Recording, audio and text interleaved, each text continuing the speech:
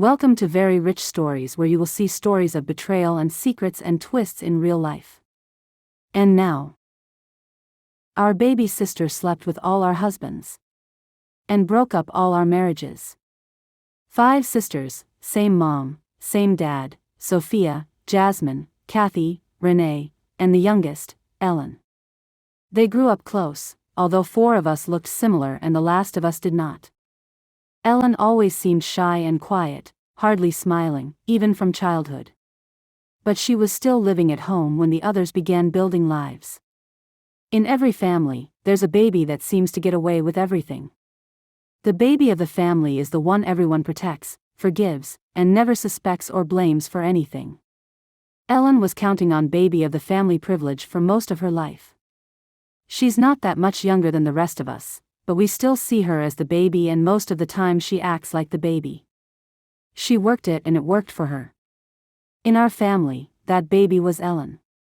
But what we didn't know was that while we were building lives, she was quietly, diabolically, tearing them down.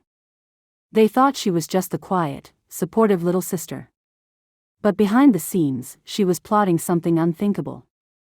One by one, our marriages fell apart, and we never suspected the same person was behind them all, until it was too late. The 5 sisters grew up seemingly very close, well, in age. They were each 2 years apart. The youngest, Ellen, was always the baby of the family. Sweet, quiet, observant. She was too often the center of attention, and she wanted to be. The older sisters, Sophia, Jasmine, Kathy, and Renee, were vibrant, outgoing, and each married off one by one throughout their 20s. Ellen was single, barely dating. None of the guys anyone introduced her to were enough. She was always saying she was focusing on herself. Everyone thought she was just waiting for the right person. In truth, she believed something much darker, but some years would have to go by before we'd find out what. 5 sisters. 4 weddings. Over a decade. Sophia at 24, Jasmine at 25, Kathy at 26, and Renee at 24. And in the background? Ellen is smiling. Helping.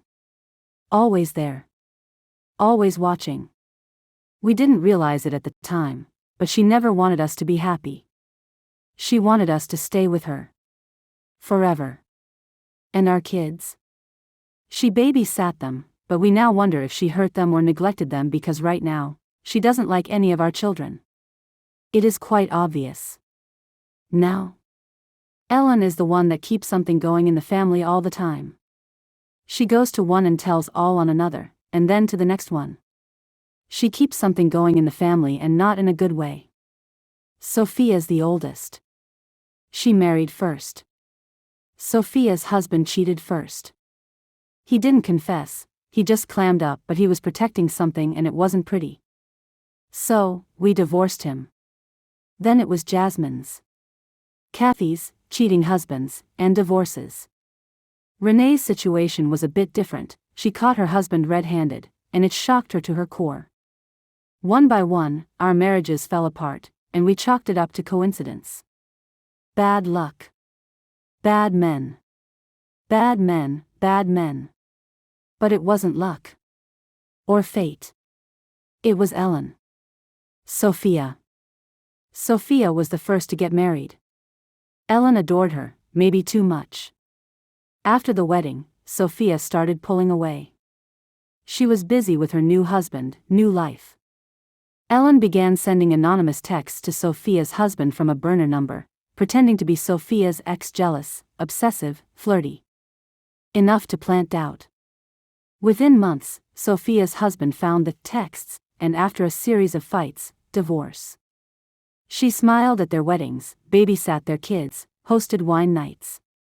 Supportive, loving. "Oh, she's so sweet," said Kathy. "She'll do anything for anybody. She has a good heart." Sophia and Renee's heads snapped around to glare at Kathy because they did not believe in Ellen's good heart. They were beginning to see that Ellen was a bit different than the rest of them. What no one knew, Ellen wasn't just sad about being left behind. She felt abandoned. Replaced. Worse, she believed her sisters didn't deserve their husbands. And she decided to prove it, by taking them for herself. As we grew up, we each came into our own. One sister just as pretty as the other. In our late teens and heading into college, we met eligible young men who were serious-minded, and in sequence each of us got proposals, and for several years there were a flurry of weddings in our family. We were all so happy. Sophia marrying her husband, Troy, gorgeous formal wedding picture. 1. Sophia's husband, the first taste. It started as flirtation. Sophia asked Ellen to stay at their place to watch the kids. Troy came back from his business meeting early and the kids were already in bed. Ellen was opening a bottle of wine. That night Ellen accidentally kissed Troy. Then she looked at him with big brown eyes and smiled. Troy didn't resist. It was just one time, he told Sophia months later when she found explicit texts from an unknown number. But it wasn't random, it was Ellen. And it wasn't just 6 months of texting, sexting, and Ellen constantly around. In their house. Babysitting their kids. At home the same time that Troy was there and Sophia was not. In their bed. Sophia never for a moment thought she couldn't trust any of her sisters, and especially the baby sister, Ellen.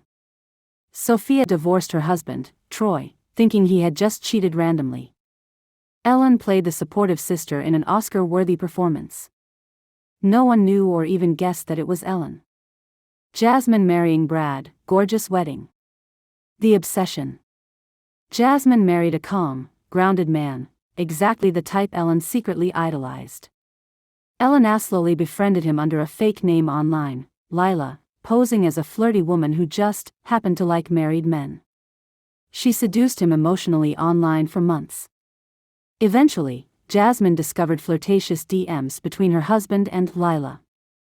She left him in tears, disgusted that her husband had emotionally cheated.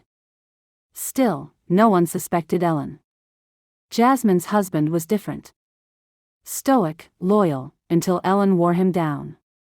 She went to their marital home as soon as Jasmine had moved out. Ellen played pitiful and fake, confided in Brad. Said she had no one to talk to. He listened, thinking that being nice to Ellen might get him back into Jasmine's good graces. One night when Jasmine was out of town, she plied him with wine that she brought over because she said she had just broken up with her boyfriend and pretended to be falling apart. He fell for her tactics. Ellen later told her friend, "He didn't even hesitate. I knew he was full of crap and it only took that one night and a little wine to prove it. That's how little he loved my sister, Jasmine." Jasmine never knew the full story. She caught the affair from an anonymous email with photos, taken by Ellen, and sent by Ellen from a fake profile and fake email. The sisters were going to find out that Ellen had plenty of fake accounts, IDs, and email addresses. Kathy's wedding gorgeous. Kathy's husband, the power play. Kathy was the sharp one. She'd always been suspicious of people, but never Ellen. Ellen got bold. She hired someone to follow Kathy's husband, take photos of him in normal situations, but sent the photos anonymously to Kathy, implying he was cheating. Here he is at a hotel with a woman, it was a coworker. He's hiding things. At one point she pretended to be the coworker's husband and that's why he was following his wife. Paranoia set in. Kathy accused him of everything. Eventually, he left, claiming he couldn't live under suspicion. 3 sisters divorced. A disaster for the family. A success to Ellen. Kathy's husband was the only one who truly resisted Ellen, at first. That made it a challenge. She broke into Kathy's home while they were away, planted evidence of infidelity, lipstick on collars, a burner phone with suggestive messages, and left clues for Kathy to find. The fallout was nuclear. Now that Kathy and Marcus were fighting, Ellen seduced him slowly, like a constant drip. She'd need to talk to him often. They had long talks, she played helpless and needy, and dumb, pretending to need protection. One day she made a move on him but he told her, "You're like a little sister to me." That only fueled her. It angered her, so she stepped up her game. Then why did he kiss me back? Ellen wrote in her journal. Why did he come back the next night? Ellen blackmailed him. Threatened to leak more fake evidence of him cheating if he didn't sleep with her. I can make living in your own home hell. Don't you know who I am? Don't you know my sisters believe anything I tell them? He gave in. Ellen told Kathy he had a secret, encouraging her to snoop.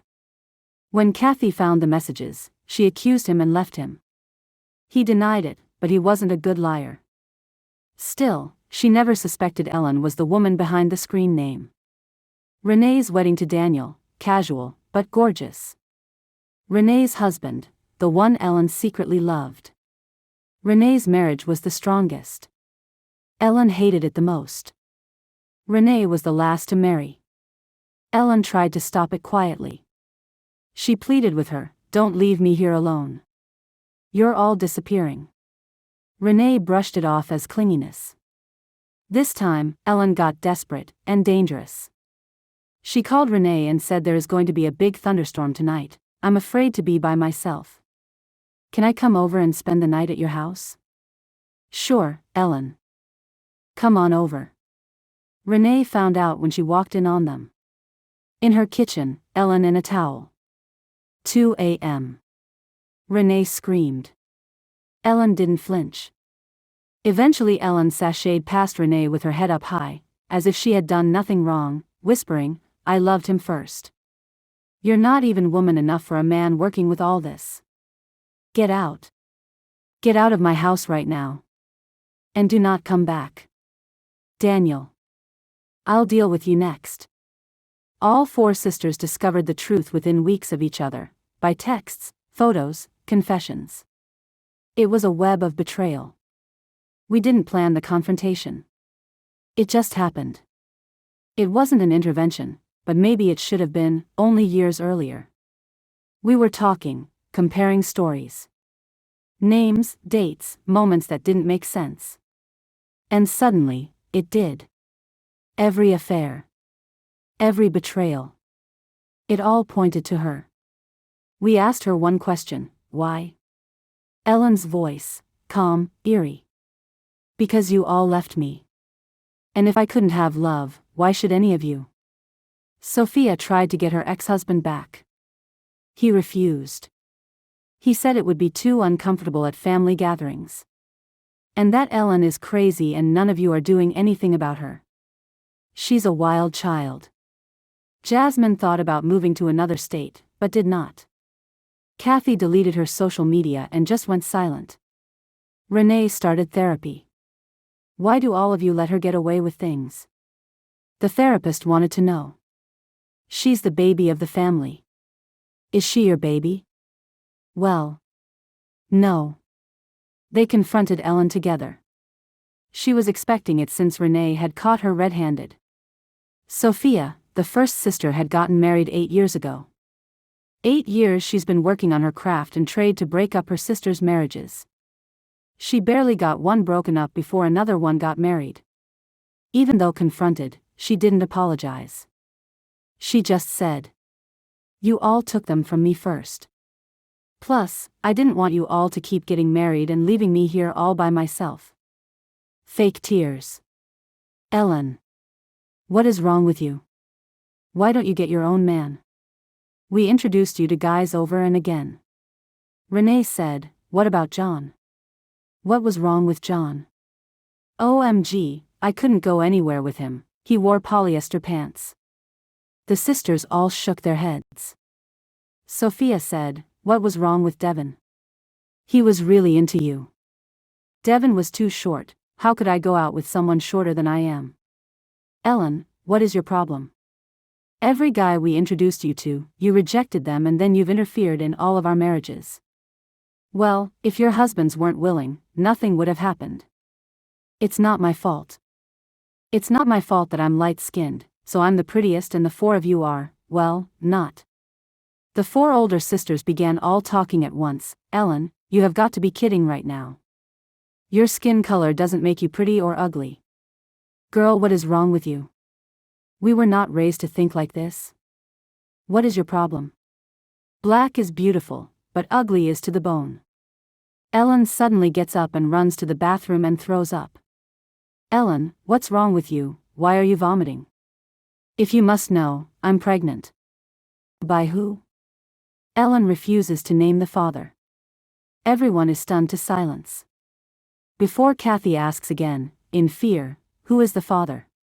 Ellen breaks it by saying, this belongs to all of you. What do you mean, all of us? Like a drunk person, Ellen goes into a soliloquy. I slept with all of your husbands, so this baby could be Troy's, Brad's, Marcus, or Daniel's. I can pull any guy I want. I can get anyone to stop what they are doing and help me. I'm good at that. The older four sisters gasped. And Ellen? She vanished. No apology. No remorse. She sent us one message 6 months later. She sent a text of a blurry photo of a pregnancy test. Positive. Under it, one of you is the stepmother, the rest of you are going to be aunts. It took us a year to find her again. A friend spotted her at the grocery store. They were getting a bunch of free empty boxes. Said they were moving. They who? Moving where? She was with a guy she introduced as Regal. Regal? What kind of name is that? I don't know, so I asked them where they met. She said she met him at a club. He was one of the dancers and she thought he was hot. Did she have her baby? Jasmine didn't even want to ask. Yes. I saw this cute little baby that looked just like that Regal person. She said the baby's name was Opulence. The baby was so cute, and I noticed that she and Regal had on matching wedding bands. Jasmine gasped. She's married?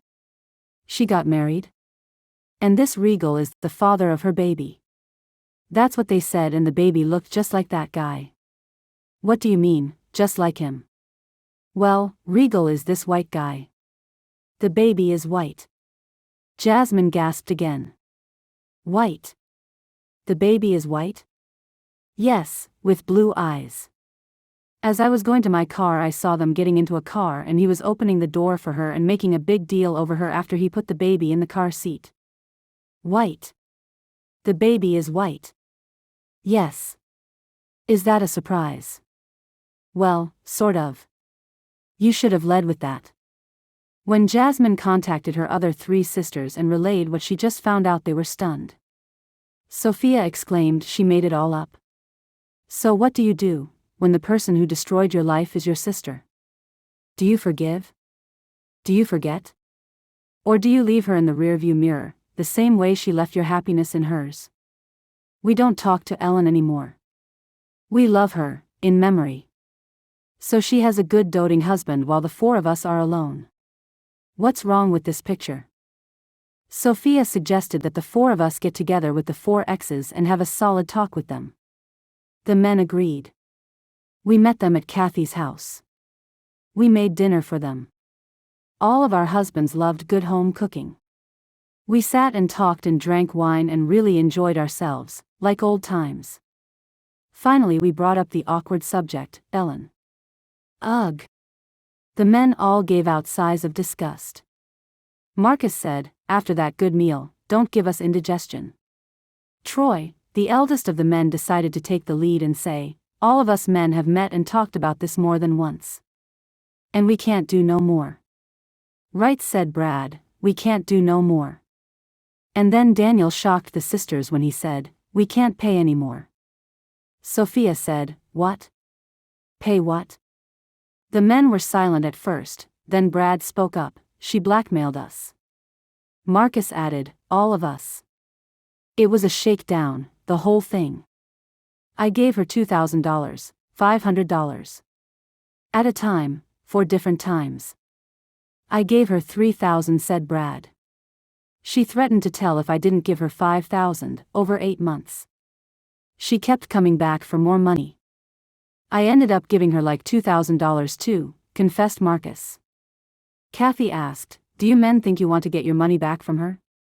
Before they could answer, Daniel said, she told me that she was pregnant and that I was on the hook for neonatal care, and baby stuff for a nursery. She said $20,000 would do it and I could pay it over a year. Else she would put all of what happened between us on blast, online. Damn. A blackmail payment plan, exclaimed Renee and Sophia. Renee asked Daniel, "How much did you end up giving her?" "Nothing. I didn't owe that girl anything after she wrecked my marriage and my life." Then Renee continued, "But she had us all spending money. I even went to therapy."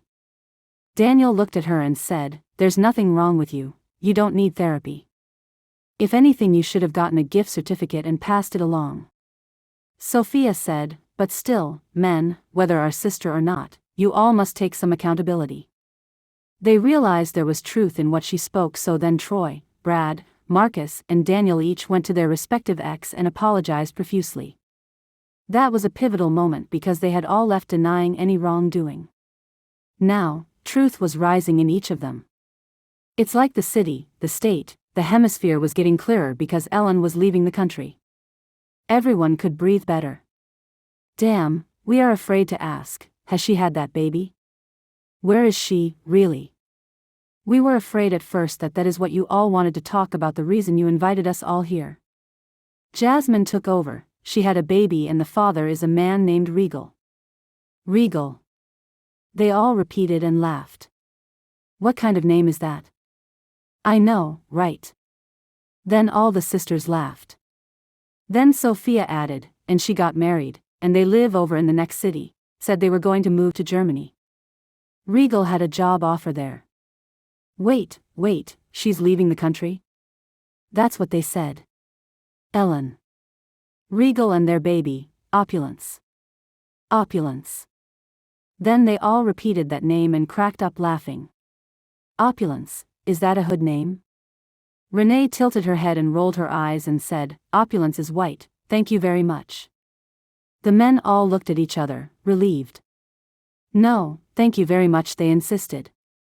The men all chimed in, "White?" "Yes, Regal is white." The sisters all said, "Guess Ellen got her light-skinned, good-looking baby now." They all just kept laughing. Good food, good wine, laughter, and Ellen leaving the hemisphere, this could be good. Then Marcus said, "The money, let her keep that blackmail money." Brad said, "Wedding present." Troy said, "Baby gift for baby Opulence," then they all laughed again. Bon voyage, leaving the country gift, then they all laughed again. They left it there that night, but the next day the next weeks were open to possibilities.